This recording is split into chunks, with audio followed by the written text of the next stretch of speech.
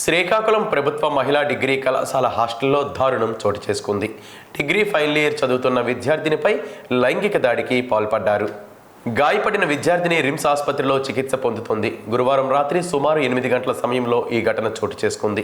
ఘటన జరిగిన విషయం తల్లిదండ్రులకు కళాశాల సిబ్బంది తెలపకపోవడంతో ఆందోళన చెందుతున్నారు. ఈ ఘటనపై హోంమంత్రి అనిత జిల్లా ఎస్పీతో ఫోన్లో మాట్లాడి వివరాలు తెలుసుకున్నారు.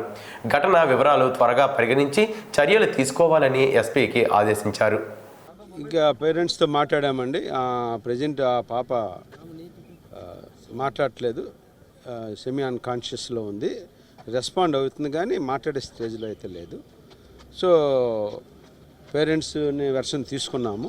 వాళ్ళ అనుమానాలు వాళ్ళు చెప్పారు. బేసింగ్ ఆన్ దట్ ఇప్పుడు ఇన్వెస్టిగేషన్ అనేది ఫుల్ ప్లెజ్డ్గా చేస్తున్నాం. ఆల్రెడీ ఎస్ఐ సిఐ అక్కడ సీన్లో ఉన్నారు. They are doing their work. మేము కూడా ఇప్పుడు వెళ్తాను, అక్కడికి కూడా వెళ్తాను.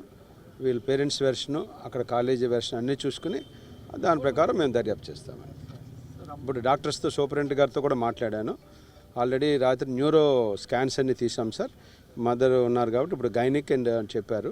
అవన్నీ కూడా టెస్టులు కంప్లీట్ చేస్తామని, అలాగే ఈఎన్టీ కూడా చేయమని చెప్పాను. ఎందుకంటే ఆ పాప కన్నంతా కూడా లెఫ్ట్ ఐ అంత స్వెల్లింగ్ ఉంది బాగా. సో అది కూడా చేయమని చెప్పాను. సో అది కూడా చేస్తే మనకి ఇంకా అన్ని మెడికల్ టెస్ట్ అన్నీ కూడా మా ఇక్కడ ఒక ఇన్స్పెక్టర్ గారు ఇక్కడే ఉంటారు.